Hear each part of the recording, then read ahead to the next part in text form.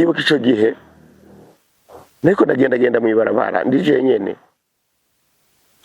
hama numva ijwi rimba renguraba mu kirere, je nta gaciro nabihaye, nabo ubuzima bwarabandanije kugeraho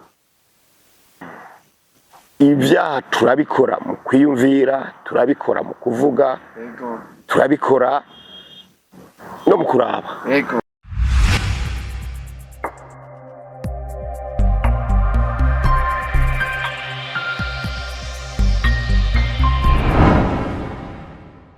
Mwaramutse canke mwiriwe bivanye na umwe wese ariko aradukurikirana, ari twizera ko muri mpore muguwe neza mukurikirana urubuga rwanyu, urubuga rwacu wa Salocom TV1. Turi ku bikorwa bidasanzwe kandi bikomeye cyane.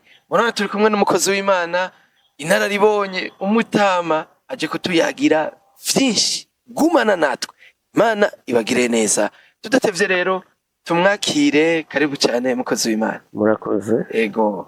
Muri mpore? Turashima Imana. Ego. Murashaka kwibwira abariko baradukurikirana bamenye ndetse munabaramutse? Murakoze. Ku mazina nitwa Gabriel Uwimana. Amazina nayo nahawe n'igihugu c'Imana, umuzezwa shengero canke umwungere w'ishengero Betani Holy Church ngaha Gitega. Ego. Tubananje mutwibwira, murubatse, umuryango bimeze gute? Murakoze. Ico kibazo nibaza ko coroshe ku muntu wese ariko araturaba canke ariko aratubona. Ego. Ndubatse mfise umudamu mwiza cane nkunda. Ego.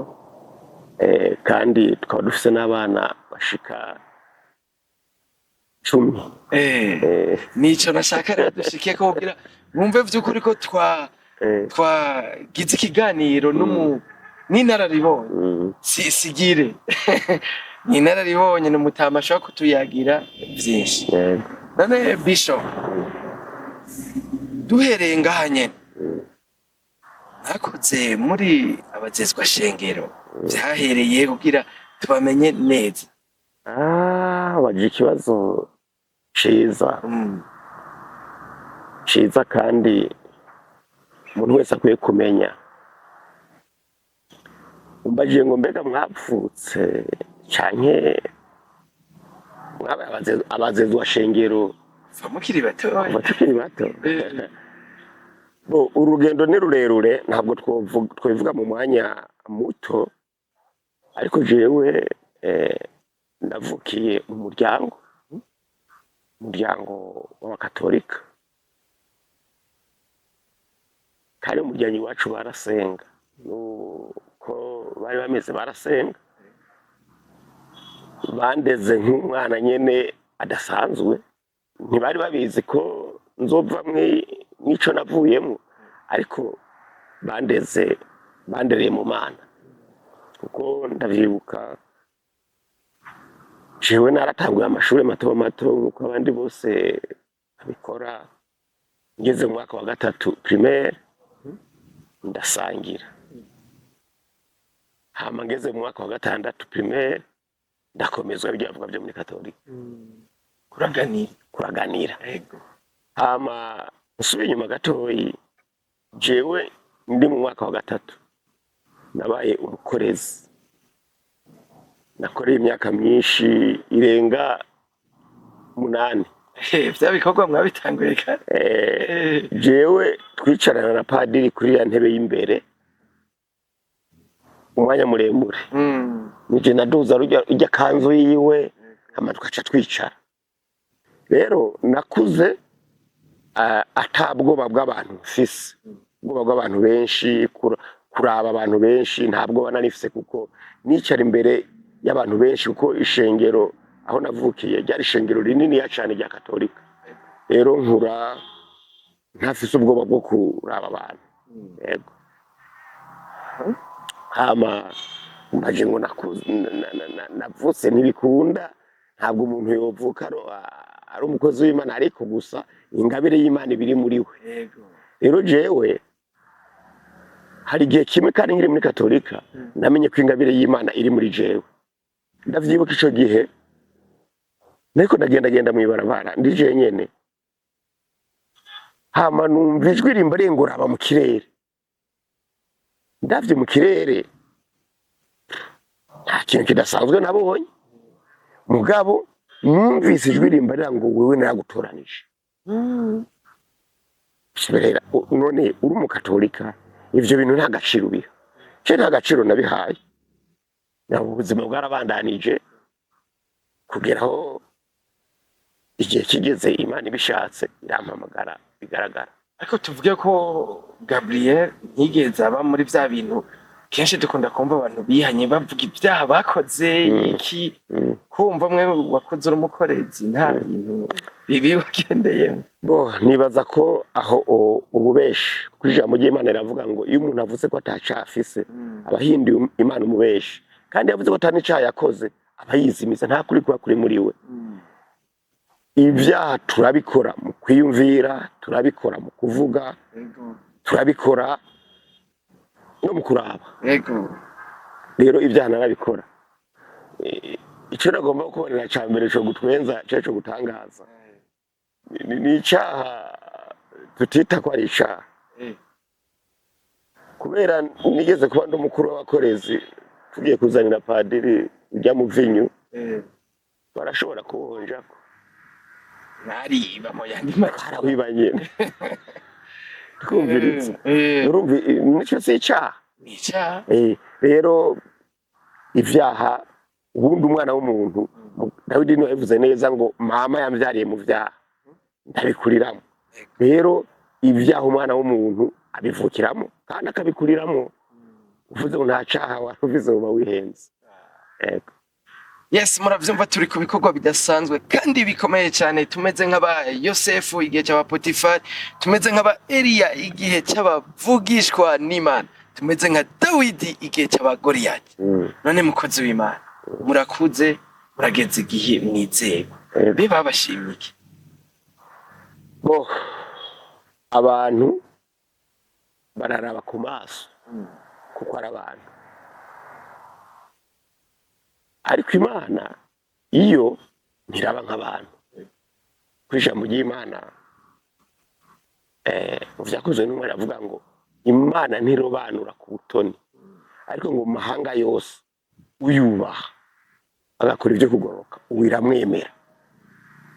Rero abantu ngira barabonye ibikorwa Imana yankoresha, hama ico gihe kigeze barampitamwo nk'umurongozi.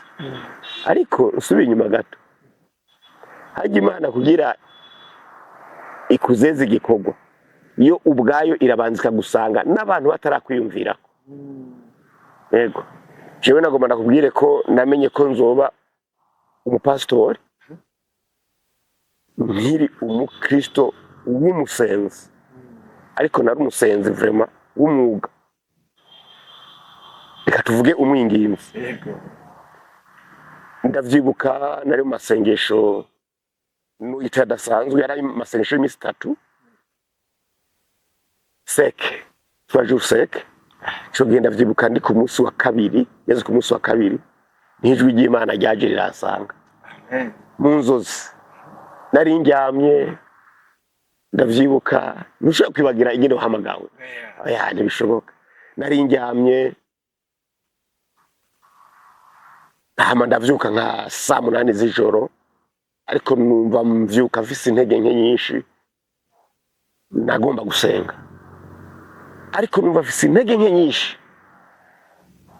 Hama ndavuga nti uko biri kose ndasenga, ariko numva mfise intege nke. Ca nisanga naryamye ku gitanda ngaramye, amaguru ari hasi, ariko ndyama ku gitanda ngaramye. Ubwo nyine direct mbona ngeze ahantu mw'ikaburimbi ndiko nagenda. Ngeze ahantu mw'ikaburimbi mbona ngeze ahantu hari sare nziza ku ikaburimbi, mbona harimwo abantu bariko barakoreraho ibintu bimeze nka conference. Nanje ndinjira kuko numva havuga indirimbo umenga ni iz'abakristo z'abana b'Imana. Ca nanje ndinjira nicara inyuma muri iyo sare, niko nitegereza nabona bariko baragira iyo conference bambaye neza, bambaye amakositimu nyine nk'abakozi b'Imana, nawe uravyumva. Uwariko arabagirisha iyo conference je namubonye mw'ishusho ya Gitwaza. Gitwaza umukozi w'Imana, muramuzi Apotre Gitwaza. Hanyuma mbona uwo munsi byagaragara kumenga n'umunsi wa nyuma wa conference bariko barabaha amasertifika y'ivyo bintu yamaze iminsi biga. Mbona Gitwaza ariko arabaha amasertifika, nicaye inyuma arabaha amasertifika bose abantu bari muri iyo conference. Mbona araje wa wundi ari mw'ishusho ya Gitwaza, mbona araje n'inyuma hondi mbona naje amasertifika. Ndamurane hoya jewe nari nshengaha gusa, ntabwo nari muri iyi conference. Arambara ngo kuri ngaha kuri uyu munsi wo kurangiza nawe ni iwawe, canda yakira. Ubwo nyene ico kiba kiraheze. Hama ikintu ndakibwiye abantu kenshi baratwenga, jewe ndamaze kumva indirimbo z'abamarayika. Yego, maze kuva muri ivyo bintu, muri ivyo yerekwa, niho namenye ko Imana yari yanjanye. Narumvishe indirimbo z'abamarayika baririmba bavuga gutya ngo ntabwo muri abakozi banje, muri abana banje. Niko iyo ndirimbo yavuga ngo ntabwo muri abakozi banje, muri abana banje. Maze kuva muri iryo yerekwa narashakishije melody canke ingene iyo ndirimbo yavuga biranga, mugabo amajambo sinigeze ndayibagira. Ntabwo muri abakozi banje, ahubwo muri abana banje. Ivyo siravyibagiwe.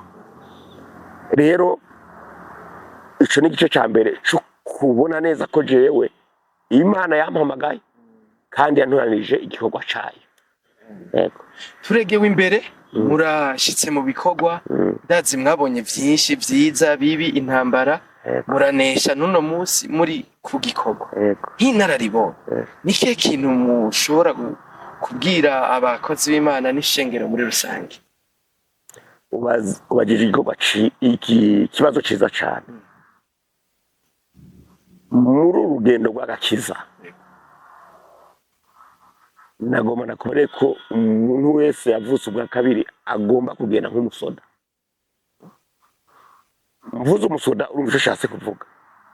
Umusoda ikintu ca mbere kimuranga ni discipline.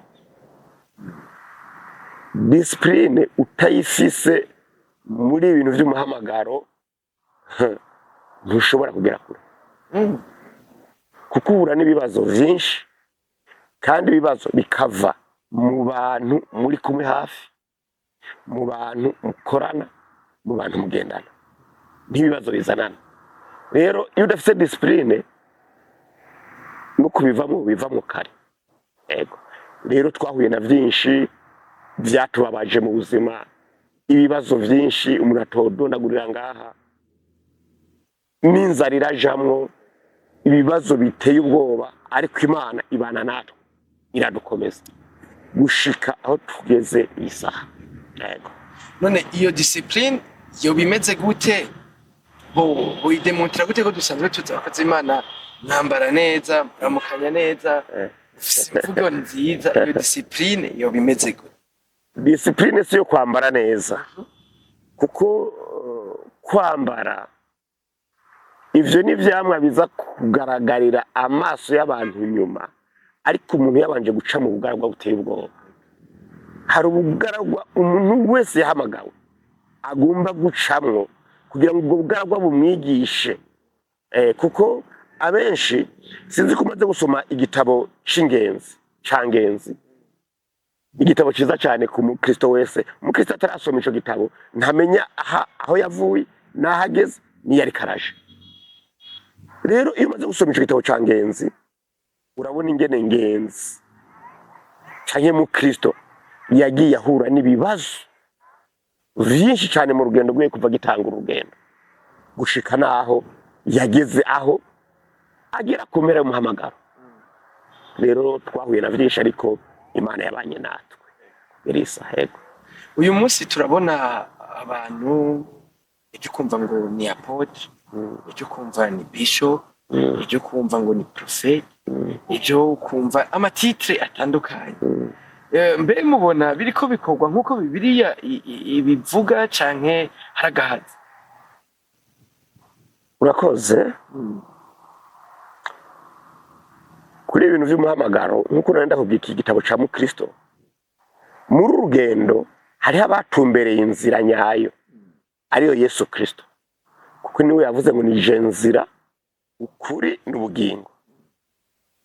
Ariko usomye igitabo ca Mukristo urabona ko hari naburiye impome bataciye mu nzira, burira impome bakorokera mu nzira, bisobanurwa ntibaciye mu irembo ariko baciye ku ruhome nk'abasuma. Rero muri kino gikorwa harimwo abasuma, kuko iyo udaciye mu nzira uri gisuma uri umwambuzi, ko Yesu yabivuze neza muri Yohana 10. Rero iyo udaciye mu irembo kenshi uri gisuma. Rero muri bino bikorwa vy'umuhamagaro harimwo ibisuma, harimwo n'abana b'Imana. Ego nakoze. Twebwe nk'abakristo biratugora gutandukanya no kumenya ico turi bukore. Ni igiki rero twokora canke gute twokwitwara kugira tugume muri ya nzira nziza, dusange turiko tugendana n'ibisuma, dusange turiko turakorana n'ibisuma, ariko tugume mu nzira nziza igana Isiyoni mw'ijuru. Urakoze. Bisanzwe nk'impanuro ku bakristo, icambere nuko umukristo wese yokwiha intumbero yo gusenga ku giti ciwe, akintumbero yo gusenga ku giti ciwe. Wanashaka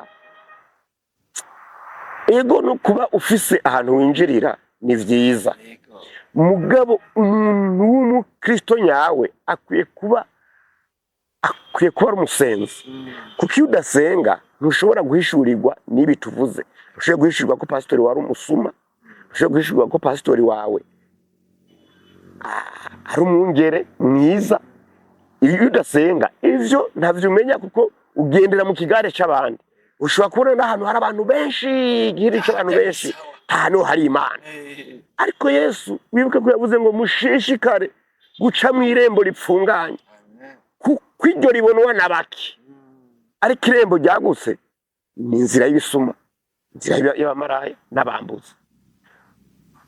Abahaca ni benshi, kandi ngo amaherezo y'iyo nzira ni mu mahonero. Rero iyo uri umukristo ntusenge, kenshi uhura n'amageragezo menshi. Ico gituma benshi usanga babivuyemo, ugasanga bitiranije abungere. Nyimba yahuye n'ico gisuma akaca yibaza ko bose ariko bameze, ariko harabatoranijwe bongera barahamagarwa n'Imana. Yego. Akabazo ka nyuma Bishop, mwebwe ubwanyu muvyakira gute iyo mubonye amakosa ariko arakorwa rimwe na rimwe nabo bitwa abakozi b'Imana, kugeza naho usanga leta canke abajejwe intwaro aba ari bo bagaruka kuza novuga gutabara, kandi ahubwo abakozi b'Imana aribo bategezwa kuja guha umurongo mwiza abo bajejwe intwaro? Wewe ku bwawe uvyakira gute? Urakoze. Hajya abarundi baca umugani ngo icica urugo ukivamwo. Leta yaje muri ibintu vyo gutanga amategeko mu mashengero, kubera vya bisuma vyari vyaramaze gucangana n'abungere bazima. Leta ntishobora kumenya umusuma canke umwungere muzima. Leta rero ishiraho amategeko. Ibi leta rero ikwiye kuvyinjiramo. Nuko habaye ikibazo hagati c'ibisuma n'abungere. Leta nayo iravuga ati reka dushireho umurongo. Ubundi mbega ushobora kumaza ati mbega ibisuma n'abungere biza gute? Ubundi twese kugira tubabungere twakoze b'Imana, hari inzira twazananyemo twisanga tugeze aho tugeze. Ariko hari ikintu nabonye gituma abakozi b'Imana benshi bahura n'ibibazo muri umuhamagaro, bagahura no kuryana muri uno muhamagaro. Ubwa mbere ibikorwa babigira ivyabo. bamaze kubigira ibyabo bakibaza ko umenga nibo bapfiriye ishengero. Uruko ishengero ni rya Kristo, ntabwo ari iry'umupasitori. Twebwe turabungere bagerageza kugarura intama, urabaserukizi ba Yesu. reka tubivuge gutyo. Ikintu cica abitwa abakozi b'Imana b'iki gihe, abenshi bibaza ngo muri uwo muhamagaro, muri ibi bikorwa turimwo, benshi bari hanze bibaza ngo harimwo amafaranga menshi, kandi nkako nsubiye inyuma amafaranga ariyo. Kuko Yesu ntabwo ukorera Yesu hama ngo ureke kuronka amafaranga, urayaronka ariko uvyitwayemo neza. Ariko uje mu buryo bwo kwiba, nagomba nakubwire ko ayo mafaranga ntayo uronka. Ariko iyo uje mu buryo bwo gukorera Imana nyakuri, Imana iguha ubwenge, sagesse yo kugira ngo ukorere Imana neza. Atamugayo. Intumwa Yakobo niwe yabivuze neza.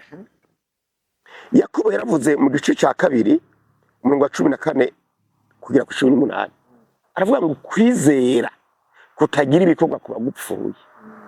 Iyo kwizera ariko nyene kudafise ibikorwa kuba gupfuye. Arabandanya hepfo ngo nyereko kwizera kwe kutagira ibikorwa, nanje nkwereko kwizera kugaragara mu bikorwa vyanje. Rero abenshi bashakira ubutunzi mu mashengero, ariko ubutunzi burya buri mu Mana. Iyo ukoze ijambo ry'Imana rivuga ngo nzohezagira ibikorwa by'amaboko yanyu. Iyo ukoreye Imana ariko ufise n'ibindi bikorwa ukora, bituma udahahamuka, bituma abantu batagucisha mu ijisho, bituma abantu batagusuzugura. Kuko abakristo b'iki gihe erega bararaba baritegereza ati pastori na kanuni nitwe tumutunze, nitwe habaye ku bwatwebwe. Ako n'agasuzuguro kari mu bakozi b'Imana. Kandi Bishop Dikino nibaza, iyo harimwo umuntu afise umutima mubi atarangwa n'Imana, aragaruka gukoresha amakosa kubera bavuga ati none atemeye ivyo ndamubwira ararara ubusa. Niko bimeze.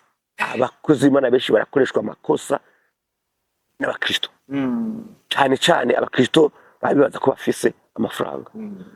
Ariko nagomba nakore umukozi w'Imana yahamagawe, yatoranijwe, agomba kuba afise akantu kereka ipara kamufasha mu bikorwa vyiwe. Akarona agomba kuguha.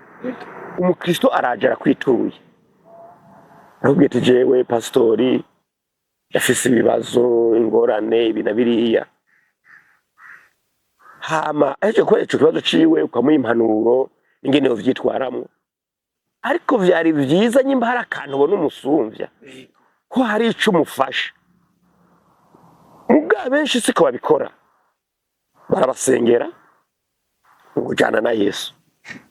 Ariko Yesu burya uwo mukristo n'abamuzi neza, hari n'igihe bamuzeye kumubonera muri wewe.